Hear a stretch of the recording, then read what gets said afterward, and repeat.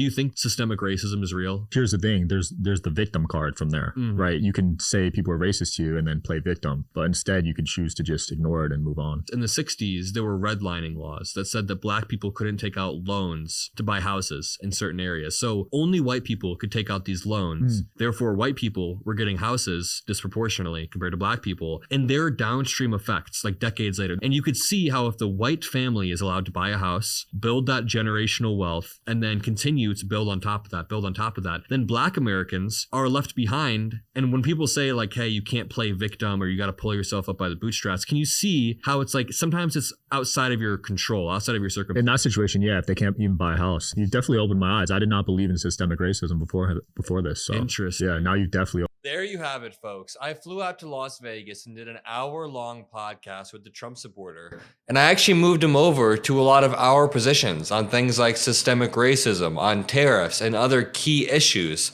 I want you guys to watch my appearance on the Sean Kelly podcast because it is quite interesting. It's a respectful conversation that I think all of you will appreciate. So make sure you drop a like, comment some blue hearts, and watch till the end so you get the full experience of my Sean Kelly podcast. Check it out. So we're a month into Trump's first, not first presidency, but his presidency. How are you feeling overall so far? Man, kind of a mess. It's kind of, there's certain areas where he's really gone below my expectations. And wow. I'm already a liberal, so I already had low expectations. But dude, we can just dig in with what he was saying about Ukraine yesterday. Yesterday, he was trying to place the blame on Ukraine for their invasion, even though Russia invaded, also called Zelensky a dictator. I just think that is beneath the pale. You can't be doing that as the US president. But I mean, you want a broad overview on what I think about most things that have happened so far? Yeah. I think that right away, he did a flurry of executive orders. I think that's the Steve Bannon sort of flood the zone strategy, if you've seen that, where Steve Bannon's like, if you can do 100 different things at once, you can sort of overwhelm your enemies and they don't know which one to start to attack. So Trump did all these executive orders. Some of them got challenged in the courts, like when he tried to challenge birthright citizenship. A Reagan-appointed judge actually challenged him on that. Then there was the whole trade war. We could talk about that as well. Yeah. Or the almost trade war where he was threatening Canada and Mexico. I think that was mostly performative. And then, man, the Ukraine stuff was the truly offensive. Like it was. I think it's not a good position for our president to have. Yeah. So that's a lot right there. Yeah, that is a lot. We'll start with the trade war, though, with Canada and Mexico. Yeah. How do you think he handled that situation? I think that it was all performative with no real concessions, right? So I was on this debate show the other day, and they were asking me about this. I was debating someone about it, and I asked a conservative, can you name me a single concession that Trump actually got from Sheinbaum or Trudeau? Because you can look this up on the Canadian government website. They announced this $1.3 billion spending package back in December. And then Trump sends out a tweet declaring victory in mid-January saying, hey, we secured this $1.3 billion spending package. So it was all performative. And I know you're more conservative. So yeah. I think that, what was your opinion on it? I think he did the tariff stuff as a negotiation tactic. Yeah. I don't think his plan was to ever actually do that. Yeah, I agree. And you could see this, the shreds of it when he was doing it with Colombia. He threatened tariffs on Colombia, but did he actually get anything from Mexico and Canada? Like when you're didn't they send troops to the border though? Yeah, but they did that before. Sheinbaum already did that at Biden a few times, which is interesting. Okay. Yeah. I didn't know that actually. Yeah, no, Sheinbaum sent troops to the border under Biden and under Trump's first term, and then what Trump did was acted like this was some new grand revelation, and he acted like this was a massive victory. And then people are like, oh shit, Trump's a master negotiator. He did the same thing with Trudeau. Did you know that Trudeau had a $1.3 billion package beforehand? No. And then Trump declared, you can look this all up too. I'm not even bullshitting. You can look it all up. There was already a $1.3 billion border package. All that he got from Trudeau was the border czar. There's a new thing called the border czar. But it's like, did you have to almost start? Do you think he could have done that without starting a trade war? Probably, yeah. So you think he basically did it as a sign to assert dominance? To do that, but he's also a showman, right? We can agree on that. The dude is a showman. He knows how to grab the headlines. He knows how to be performative. And I sometimes think that he can be performative without actually getting results. So you could say it was to assert dominance. I think it was to get a sort of superficial victory. He got this victory in the form of 50% of the country right now thinks that Trudeau and Sheinbaum basically kneeled in front of him. And they were like, okay, you win this trade war. But it was all just performative. So I think it was to to get a performative victory. And I think that a lot of the stuff he does is performative. How shocked were you with the results of the election? There's two different pieces. So like I knew going into it that it was 50-50. I'm a big believer in like Nate Silver's model and stuff like that. I was like, okay, it's 50-50. It's a coin flip. I totally think he can win. But on the night of when he actually took the victory, just thinking about Elon Musk having that much power started to kind of blow my mind. And I remember the night of, how shocked was I on a scale of 1 to 10? Like a 4. I wasn't that surprised. But yeah, it always sucks to lose, right? It always sucks. I was more surprised by the victory margin. Yeah. Like I wasn't surprised he won, but the fact that it was basically a landslide. When I saw the popular vote, yeah. I mean, I wouldn't say it was a landslide electorally. Well, he won all the swing states. Yeah, he won all the swing, but that's normal. That's very normal. When the swing states basically always go in one direction. I think what was more surprising is that he won the popular vote. Like Republicans never win. Right. Like it's been a while since they won the popular vote. I thought that was pretty wild. But overall, I think MAGA gets painted in a really bad light on the media. Sort of. But they kind of do it to themselves. Like when Charlie Kirk and Benny Johnson and Tucker Carlson, when all the people out there are like the loudest voices, when they're out there saying crazy stuff, you're kind of asking for it. And I do think the media can be unfair. I mean, sure. Yeah, I mean, MAGA does have a lot of crazy. You don't even have to like paint Trump in a negative light. You just have to cover what Trump is doing, and it seems negative. That's like, true. I don't have to paint Trump. I don't have to lie about Trump's Ukraine take. I just have to show Trump's tweet about Ukraine, and you can see that he's kind of taking Putin's side. And he's also saying that Zelensky was the one who caused the invasion. Not true. He also said that Zelensky is a dictator who doesn't hold election. Like, as a conservative, you seem open-minded as well, right? I'm pretty open-minded, yeah. Can you see how it's scary when the president of the United States is saying that Zelensky is a dictator when Putin is the one who doesn't really hold real elections? Like Putin is the one who has been in power for 20 years, I think maybe 25 years at this point. He's the actual dictator.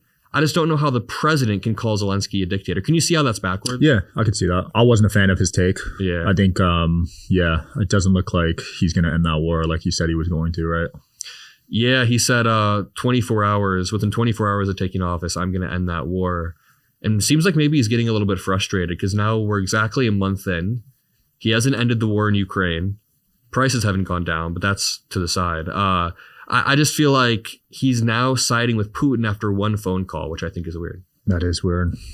Who knows? There's a game behind the scenes that the public doesn't know about too, I feel like. Yeah, you could say that it's like 3D chess, 4D chess. I hear that argument a lot. And there are times when I thought, like going into the tariffs,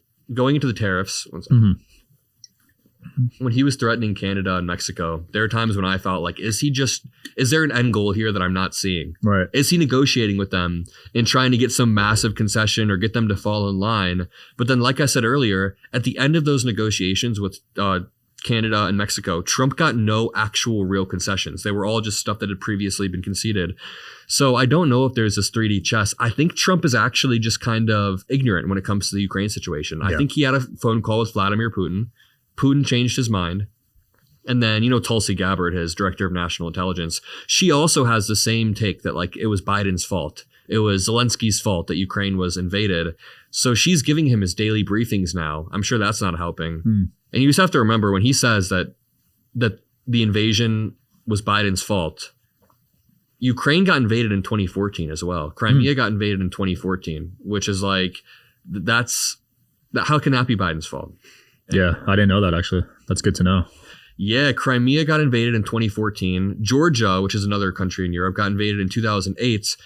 Basically, Putin always has these imperial ambitions. All Putin wants to do is take land. He wants to take the next country. And the next country, I mean, Putin's like a dictator. He's literally a dictator in the most literal sense. So when Trump is trying to claim that when Trump is trying to claim that Ukraine was only invaded because of Biden, that's BS. Ukraine has been invaded before, a decade ago. So it's interesting to see him falling for that. Yeah. Now, I know you're not a fan of Elon Musk, but can you agree that the stuff he's been exposing is good information for the people to know? I guess, but yeah, I mean, it's good information, but it was already out there before. Social security numbers? Not the social security numbers. I don't even know the validity behind what he's claiming there. I've seen multiple reports that when Elon Musk claims there's like millions and millions of dollars being spent on people above certain ages, I don't even know if that's fully true. I thought that They found out that there were a few different theories. Number one, it could have been a type of code in the database. What is it called? COBOL or whatever, where the code actually goes up to 150. Here's the thing. If Elon Musk actually exposed tens of millions of dollars being wasted in Social Security, I would think that was a good thing. But I'm having trouble buying it. I just don't think that's... You just don't believe it's that... I think that there's a more rational explanation. I don't think our Social Security was so corrupt that I think, what do you say, 60% of it was going to other. And when it comes to him exposing like $10 million going to Mumbai or $10 million going to like Dubai bisexual clubs, whatever the fuck. The condoms. Yeah, whatever the hell. Number one, this was already publicly available data. This was all in Congress bills. Congress appropriated this, and that's all public stuff. So Elon Musk isn't really, again, it's the performativeness of it. I think he's kind of performatively doing all this. But I will say, yeah, if he can make the government more effective, I'll be behind him when he does that. Liberals in general want the government to be more effective. It's not like I want the government to be a huge bureaucracy. I'm open-minded to that. I'm open-minded to making the government like trimmed down. But I think the way Elon Musk is doing it is kind of scary sometimes. I didn't realize how much power Trump is giving Elon. Yeah. Trump pretty much said any time he writes an executive order, Elon is there to enact on it. Yeah.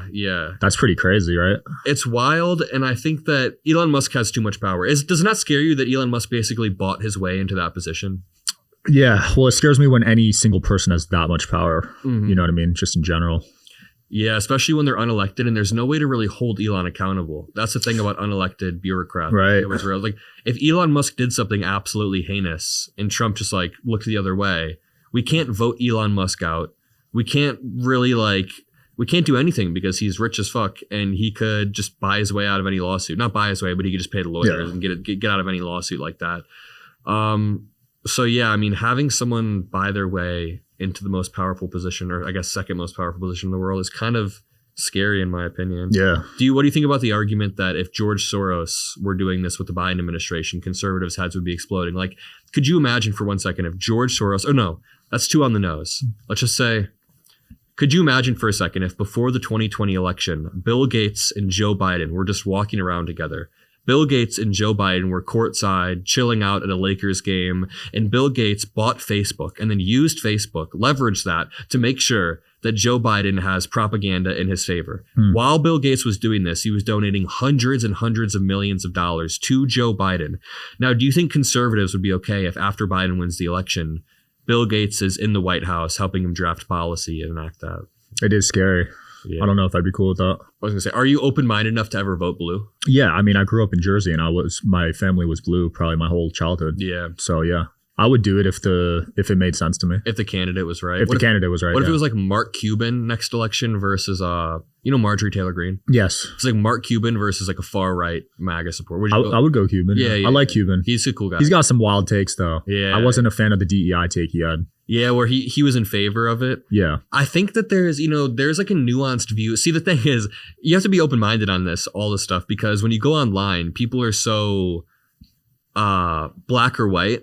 There's a take on the DEI that I think liberals and conservatives can both get behind. A lot of the DEI programs are actually pretty terrible, and liberals need to be admitting that. A lot of the DEI programs are antithetical to what we actually want, which is diversity, equity, and inclusion. Mark Cuban's DEI take wasn't fully wrong. He was just looking at it in a very nuanced way.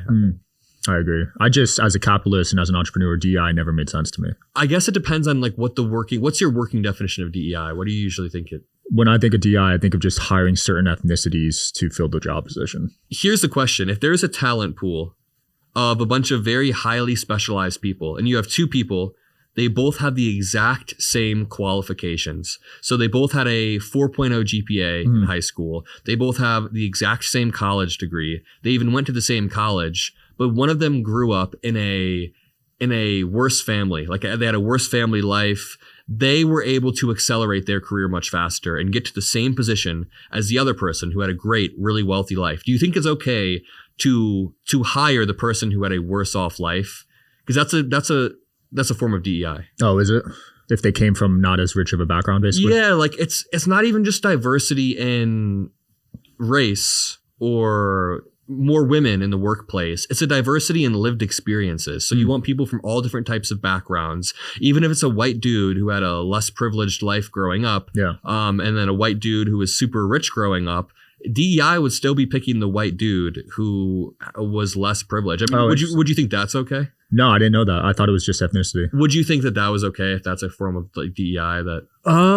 Yeah. I mean, for me, I don't have a huge company, so I hire people based off if I like them or not in skill. Like that's all that matters to me. Yeah, I think when Mark Cuban was talking about DEI, I don't think he was talking about, because like it really depends on your working definition. I grew up in Indiana, so I've got a bunch of Trump supporting friends, and we had this conversation recently, and they were saying essentially DEI is just hiring black people just for the sake of hiring black people, or women, hiring a woman just because you think you need more women on the team. I don't think that's the case. I think it's looking at a very highly qualified pool and making sure when you're pulling from this pool of highly qualified people, you have a diverse portfolio of people on your team.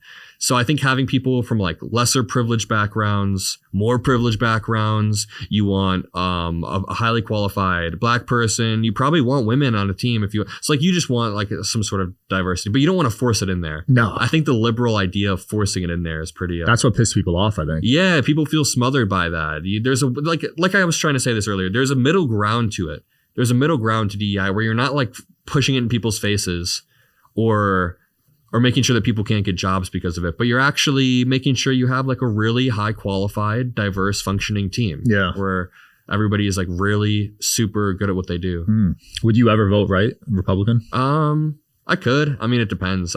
Not for the modern day Republican Party, hell no. Like if Vance ran next election? No, I couldn't see myself voting for Vance. I'm just so diametrically opposed to him on basically every belief. Wow. If I were ever to vote for the Republican Party, it would have to be a completely different Republican Party. But I don't vote just based on... It would be very ignorant for me to say I'm only going to vote blue for the rest of my life. Right, because a lot could change over time. A lot could change. Who knows? If the Democratic Trump comes out in 30 years and the Democratic Trump is somehow just... has terrible positions on everything, then maybe I'd vote for the more Republican. It just depends on what the party looks like. But do you feel like because I hear this a lot, do you feel like the Democratic Party has changed a lot over the years? Yeah, I'd say so. I mean, over how many years though? Because I'd say 15, 20. No, I don't. I think that the Republican Party is the one that has gone really far to the right. The Republican Party is a side that has gone off the chains. Have you ever seen that meme that Elon Musk posted and all these people post where it's like, I didn't leave the Democratic Party. It left me. Yeah, It shows the Democratic Party going way off to the side of the Republican. Yeah. I think that's not true. The Republican Party, the MAGA wing of the Republican Party is the one that has gone far right. Because if you look at 2008, who was the vice president? In 2008, that was... Joe Biden. 09. Joe Biden. If you look at 2008, 2009, Joe Biden was the vice president. 15 years later... Joe Biden was the president of the United States. So the party really hasn't moved that much. It's gone from Biden as the VP to Biden as the president. Maybe he got a little bit more progressive. But if you look at the Bush era of Republicans to the Trump era of Republicans, dude, it is night and day. Think about the Bush Republicans. Think about what they cared about, which was like NATO, which was not expanding the deficit too much, which they did. Going to war and stuff, they loved the endless whatever. And compare that to what the modern day Republicans are. It is night and day. So I think the Democratic Party from 2008 to 2025 hasn't really changed that much, but at the same time, the activist wing of our party is kind of dragging us down. Right. And that's what people associate with on social media. Yeah, every Democrat is like that. Every Democrat is like the college blue-haired activist. And Destiny. yeah, like Destiny. And it's fair to flip it on the other side. People think the craziest MAGA supporters are every single Trump supporter. That's not true at all. Do you feel like there's a lot of corruption within Congress? What do you mean? So I see these charts of like who's funding who, basically, like AIPAC's funding some people in Congress, Big Pharma's funding Bernie Sanders. Like I see these, like, where's the money coming from? Do you think that's corrupting them in a way? No, I don't even know if that's corruption. Well, it's hard. If we want to play with terms a little bit, it's not corruption because you're kind of just using the system as it's set up. Right. When you're getting money from lobbyists or a company, or not a company, but a lobbyist like AIPAC or from certain lobbyists, that is just kind of how the system works. I wouldn't say it's corrupt, but you can say it's guiding the way people vote in Congress for sure. But that's kind of just leveraging the system as it's supposed to be leveraged. I mean, I give you money, then I have a little bit of control. I have your ear.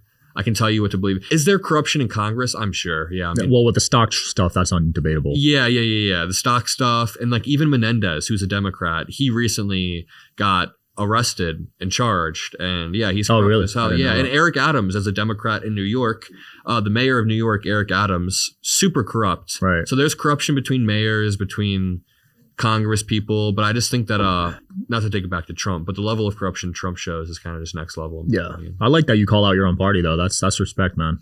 I'm definitely not like a far left hardliner who's crazy about the Democrat. I'm a Democrat for sure. I am liberal to the core, but I can call out when my party has messed up. What did you think about Trump's meme coin?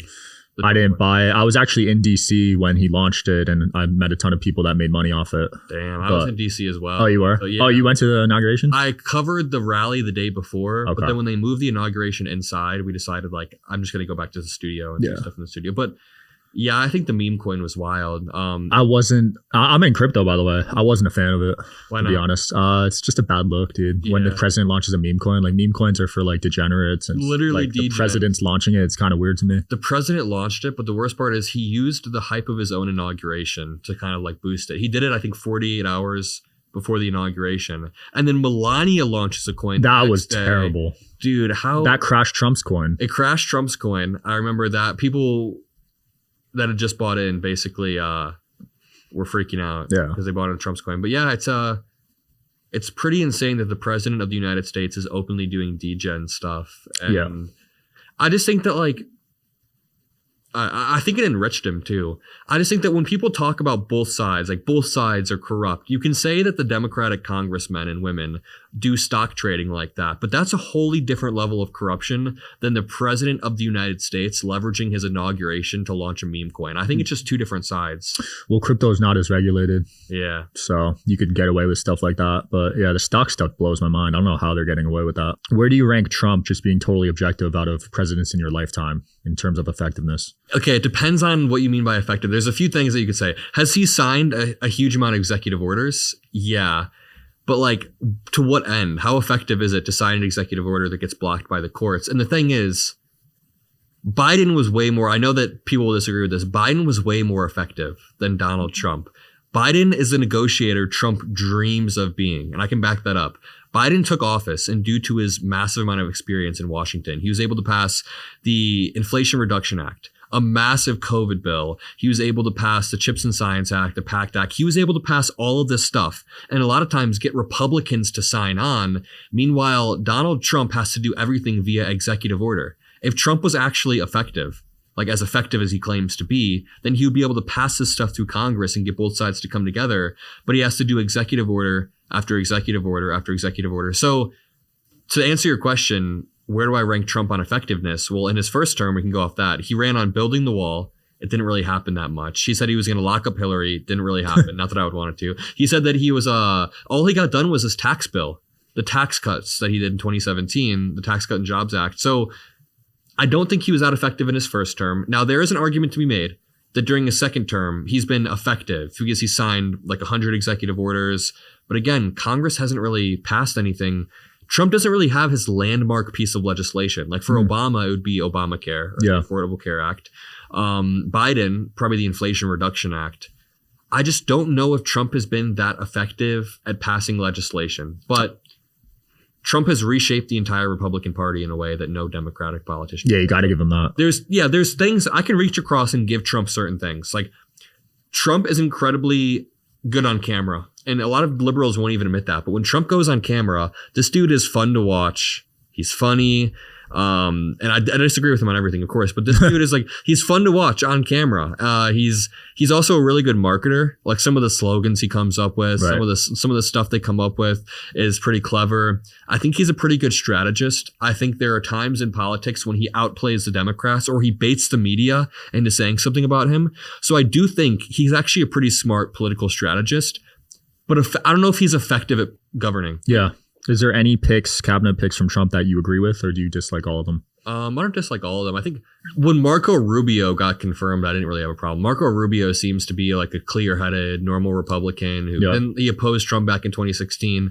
Now, what Marco Rubio has done since has been kind of, I haven't liked it. But that might be the only one I don't have a problem with, because all the other ones are sort of characters. They're real characters. It goes back to what I was saying earlier. Trump prioritizes showmanship over governing. Like this dude, he would rather put on a good show than actually have effective policies. So when he picks people for his cabinet, he picked a bunch of TV stars. He pulled Pete Hegseth straight off of Fox News. Dr. Oz he chose. He chose a bunch of people who are straight up just like TV personalities. And I think that it's because he wants to have a good like propaganda network on TV so that he could show people, I don't know, he could play shit up. Like also the mass deportations that he's claiming are happening, it's all performative in my opinion. From every single fact that I've seen, he's not even beating Biden's daily deportation rate. It's about the same, or like maybe a little bit above Biden's daily deportation.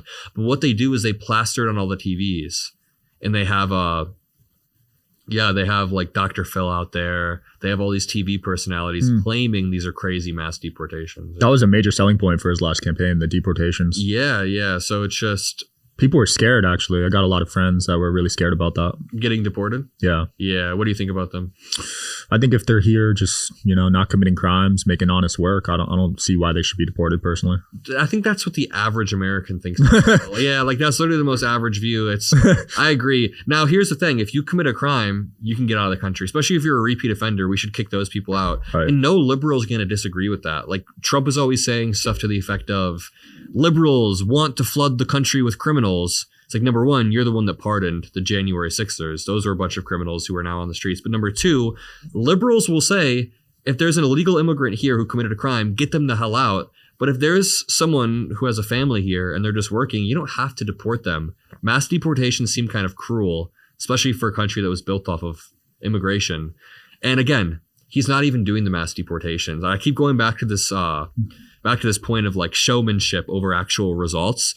So what does it tell you when Dr. Phil is on TV making a show out of the deportations, but then you check the numbers and we're not actually beating what Biden was doing in his presidency? Wow. Like we're on track to just do the same. That's crazy. Yeah. I didn't know Biden was deporting that many. Biden, there's a normal level of deportations that happen every single year. And with Obama, they used to call him the deporter in chief. I've heard that, yeah. Yeah, Obama would deport the hell, but it's not even like him. It's not even Obama sitting there pulling the lever. It's just that ICE has a normal level of deportations.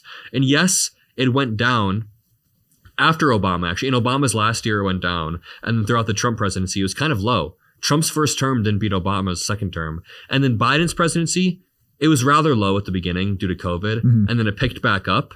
And right now, I think Trump is slightly beating Biden in the deportations. I think he's doing a little bit more per day, but it's like not what he campaigned on. So Kash Patel looks like he's going to get confirmed today, right? He got confirmed. Oh, he got confirmed? Yeah. What do you think about that? Not a fan. He seems like he's really interested in weaponizing the Justice Department for Trump's end goals. And it seems like we already have the Justice Department kind of clashing with certain. I don't know if you've been following this at all, but Eric Adams, the mayor of New York, kind of. I saw Tucker's episode with him. Yeah. So Eric Adams is like very corrupt, like brazenly corrupt, and he's a Democrat too. So I'll say that he's corrupt, and his charges are about to get dropped by the Trump DOJ because they cut a deal. Wow. And it's like corrupt. It's total corruption. It's totally illegal. Everything about it is illegal. And they basically said, hey, Eric Adams, if you follow our immigration policy, if you help the Trump administration out with immigration, we will drop your charges. So Trump is already weaponizing and abusing his Justice Department. And I think that's part of the reason why Biden thought, here's the thing, here's what I'll say. Seeing Kash Patel get confirmed today makes me understand a lot more why Biden pardoned his entire family and pardoned all of these people. Because when Trump is appointing people who openly will weaponize certain departments to target people, Kash Patel, I don't know if you read this, but Kash Patel had a list. He had a list of people that he wanted to target if he got into power. And it was like Liz Cheney. I think it was Jack Smith, all of the people that Trump hates. Yeah. And yeah, we probably shouldn't have people like that in power, especially when Trump loves loyalty and when he loves to have people that will just do anything for him. Yeah. Right? But wouldn't you say the Justice Department was already weaponized? I don't think so. I don't think it was, because the Attorney General before was Merrick Garland, and he was like the biggest, honestly, pussy ever. Like Merrick Garland. So here's the thing. So are you getting towards that Trump was being targeted unfairly by the Justice Department? Yeah. Almost every single, I just don't buy that for a few reasons. Tulsi too. Tulsi Gabbard, she got put on that no-flight list or whatever, the watch list. Yeah, but I think there are valid reasons for all this. Okay, so there's a few things. When I think of the Justice Department being weaponized, you need to have clear communications between the president and the Justice Department saying, like, hey, go after Donald Trump and target him. There's no clear evidence of that. There's no evidence at all. And also, all of these indictments were brought by prosecutors and confirmed by grand juries. So before the indictment can even be brought, before Trump can even be charged in New York, for example, in the Manhattan case, a grand jury of his peers had to make sure that that the indictment was like fine. And then Trump and his lawyers got to choose the jury for the actual jury pool. It's called the process is called voir dire, where you pick people for the jury pool. They picked people. They said these people are impartial, or they can put their biases aside. And then Trump was found guilty by a jury of his peers, of Democrats, of Republicans, of men, of women. So I don't know if the Justice Department was being weaponized to target Trump when it's like a jury. It's a jury pool the whole time. That's of citizens, of other citizens. And yeah, going back to the first point, there's just no real evidence. That's interesting. Because I asked, when Charlie Kirk came on, I asked him what the biggest threat to America was. He answered the threat of the justice system being compromised, basically. I would argue that Charlie Kirk is pushing the justice system to be more weaponized than it was before. Because again, Merrick Garland was the AG, and this dude did nothing. He didn't go after Trump at all. In fact, he slow-walked all of the cases against Trump, and he said, we want everything to play out very slowly, essentially. We don't want to throw Trump in jail. We want this to be a process where he has a fair trial. So what he does is he drags it out. Trump has 4 years of not being in jail. He didn't go to jail once because the process was being slow. If they were truly weaponizing the Justice Department, Trump would have been in jail within like a year, probably a year or two of Biden's admin. But yeah, I mean, they didn't end up doing that. And I also just think, yeah, I don't know. This is a good segue into Trump's recent tweet. He who saves his country does not violate any law. Yeah, that is wild. Yeah, I just feel like that's wild to say. As the president of the United States, first of all, he's quoting Napoleon, who's an emperor. You can't quote Napoleon with like an emperor quote and say that you're above the law. I mean, you agree that he's saying he's basically above the law there, right? I could interpret it that way, yeah. Yeah, or he's at least laying the groundwork to begin to violate the law, which is kind of scary in my opinion. Right. Yeah, I mean, as I was saying earlier, the Justice Department with the whole Eric Adams thing, it seems like they're already starting to violate the laws. And there was a court that filed a temporary restraining order against Trump, right? Not against Trump, but against his whole admin, because Trump tried to freeze government funding. He tried to freeze all the funding from the government. So a court issued a temporary restraining order. And what happened is Trump just ignored the court order. And a judge had to come out and say, dude, the president is currently ignoring the courts. We're about to have a huge constitutional showdown. And while this is happening, Trump tweets out, the president is above the law. Yeah, wild, right? Yeah. Do you believe America should be funding any wars? Yeah, some of them, for sure. Ukraine, we should be funding in the sense that we send our old military equipment. Yeah. They get our old military equipment. They get to fight. They get to fend off an authoritarian threat. And we get to benefit. We get rid of our old equipment. Ukraine gets to protect their border. We get the new ally of Ukraine. Europe is strong. I think that other wars we probably shouldn't be dipping our toes in. I think that if we want to go into the Middle East again, like if Trump actually wants to go boots on ground in Gaza or take Gaza as the U.S. land, we shouldn't be doing stuff like that. But yeah. Because I see this argument all the time. It's like, why can't we help our own people, our own homeless? Why are we funding these wars? You see that too, I'm sure. Yeah, definitely. Well, you can do both. Like I said, when we're sending money to Ukraine, it's not actually money. It's largely just military equipment. So we send them tanks. We send them shells. Have you heard this argument before? Yeah. Yeah, so we're sending them a lot of military equipment. So it's not mutually exclusive. Like, are we going to send our homeless people tanks or whatever? No, like we could send the tanks over to Ukraine and still allocate money towards our homeless people. But Republicans don't want to do that. Every time there is actually a program that helps veterans or helps homeless people or helps any like any group that's in pain, Republicans slash that or they shoot it down. Like right now, they're stripping the VA, the Veteran Affairs Committee, because they want to downsize the government. But it's like, so we're not helping the people at home. We can help both. I think that's true. But I think that people using that argument don't understand how we're actually helping other countries. Yeah, right? I got a lot of veteran friends. They're struggling. So if they're stripping down the VA, that's pretty scary for them. Yeah, and they are. The VA is being stripped. And I just think that when you're moving at breakneck speeds like that, when you're trying to slash the government, you're going to have unintended consequences. Yeah. You're going to do things that end up screwing people over and you don't realize it till after. So like, did you read this article? A few days ago, they fired the entire team, the entire nuclear stockpile division in some US institution. And then 24 hours later, they were trying to rehire those nuclear people already because they realized, holy shit, we made a massive mistake. These were highly specialized, uniquely trained people who are supposed to be maintaining our nuclear stockpile. We can't just cut that division. So when Elon Musk is going through and slashing and burning and cutting all of this stuff and saying, we'll fix it afterwards if there's a problem, there are real problems that can arise with veterans or with the nuclear stockpile. Yeah, that's good to know. You see this Fort Knox stuff with the gold? Yeah, I did see that. There's a lot of concern over gold right now. Yeah. I didn't Trump, I read an article about it late last night, but Trump made a post about it recently. Oh, did he? He's going to go check. Yeah. I'm not too caught up to speed on that. Okay. That particular story. JFK documents, hopefully those drop soon. You got any predictions for what happened? A lot of conspiracies on that one. I tend to like move away from the conspiracies where it's like, where it requires a bunch of people to be keeping something secret for decades on decades on decades. Like when it comes to JFK or like a 9/11 investigation, those conspiracies are all the same to me, where it's like, you really think hundreds to thousands of people are all colluding quietly and there's been no leaks about this or that. I think it'll all be a nothing burger. Conspiracy theorists will find something to point out either way about it. Yeah. So you're not a fan of Candace Owens then? No, I wouldn't say I am. No.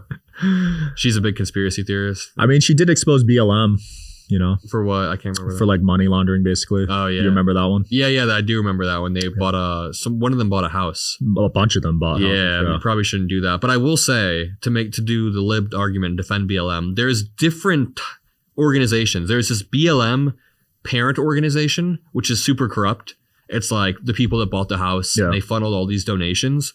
But there's also all these grassroots movements across the United States. I'm pretty sure BLM was one of the largest grassroots protest movements, which means that there were like 1,500 protests that were all decentralized. They had nothing to do with the parent organization that was corrupt. So I will say that corruption, which exists, it's real. I'm not going to say it's not. It shouldn't take away from the fact that there were actually protests about systemic violence. I can see that. Do you think? Can I ask you a question? Yeah. Do you think that that like systemic racism is real? In the sense that BLM makes the argument? Like people are racist towards black people, dude?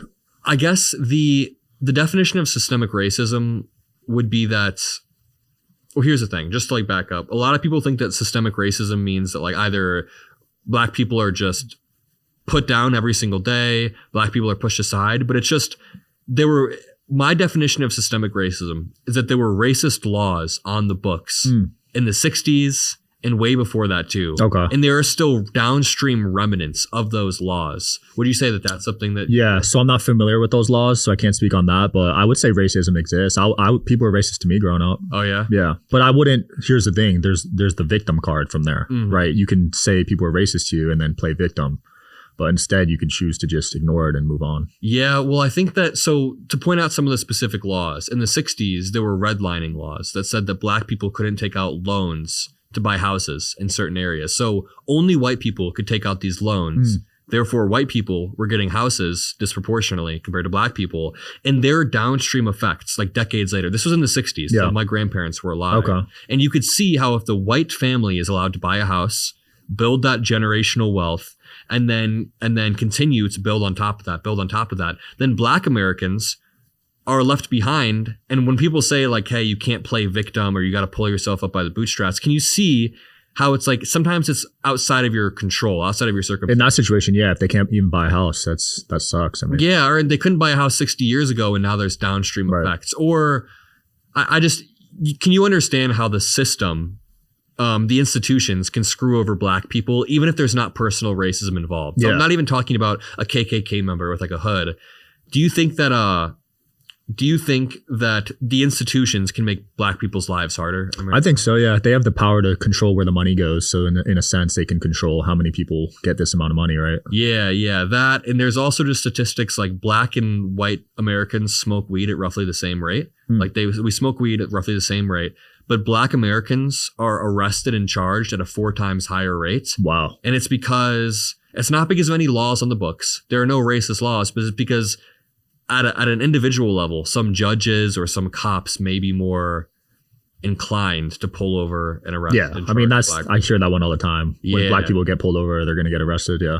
Yeah, so like I guess my broad definition of systemic racism is just the cyclical pattern over the years of how people are kind of sucked in to the system. So for example, like the war on drugs disproportionately affected black Americans. They literally put drugs in majority black neighborhoods, and that creates a fatherless household. Right. So then that kid has no role model growing up, and they grow up into the same sort of system, and they get arrested for pot with the judges that we were just talking about.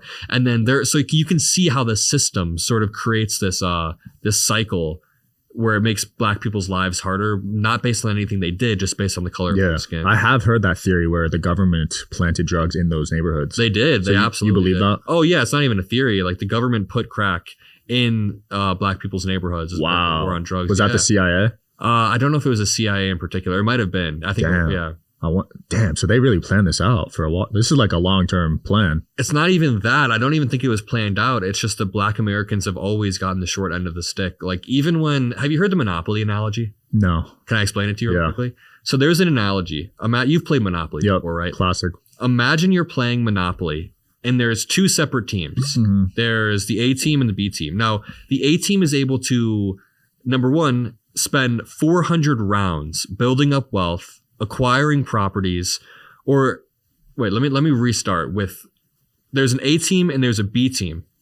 The A team is able to spend 250 rounds building up wealth, acquiring property, building wealth for generations with all of these different houses and businesses. And then Team B is forced to play for Team A. And this is equal to white Americans and black Americans. Right. It's like white Americans brought over black Americans on ships and they enslaved them. So imagine you're playing Monopoly and the second team has to work for the first team to help build wealth for years and years and years. And then about 200 years into the game, the white team says, okay, the black team is allowed to play now. You're allowed to have cards on the board. You're allowed to play. Well, the black team is inherently going to be behind, right? They are going to be behind because they don't have the generational wealth. They don't have the property that the white team has. In fact, they've spent the past few years building wealth for the white team. So then they're kind of released and they're saying that's like, hey, the playing field's supposed to be even now, but it's not going to be even if the white team had 200 years head start. I kind of explained it in a botched way, but no, I get it. That's a good comparison. Yeah, if you're playing Monopoly and you have a few 100-year head start, then how are the teams supposed to be equal at the end? You can't expect there to be an equal playing field. Right, because you're going to own all the properties. The black people have to rent from you, right? Yeah, the black people have to rent from you. And the big key point there is that the black Americans were building wealth on behalf of white Americans for generations. So then the idea that black Americans can come and just like pull themselves up by their bootstraps just because in the 60s things were made equal. Like things weren't made equal until the 60s. So that's why I said there's 250 rounds, because that's 250 years since. You definitely opened my eyes. I did not believe in systemic racism before this. So interesting. Yeah, now you definitely opened my eyes. Thank you. Thanks for sharing that. Yeah. I'm glad I could. I mean, that's the thing with both sides. The side is like a lot of it's definitions. So when I say systemic racism, you think like, are there people being mean to black people? Of course. No, but it's deeper than that. Are there systems at play and laws on the books that are hurting black people? There aren't any laws, but there are remnants of laws left over. Yeah. Same with DEI. Like my DEI analogy, it doesn't have to be, hey, let's just hire more black people just to hire more black people. It's like, can there be a qualified, diverse amount of people? That makes sense. Adam, it's been a fun convo, man. Where can people find you? YouTube.com/Adam Mockler. Adam Mockler on YouTube. You can go Adam Mockler on Instagram, on Twitter, on TikTok. It's Adam Mockler everywhere. Mockler. Thank you for having me on. Absolutely. Check them out, guys. See you next time. Great conversation.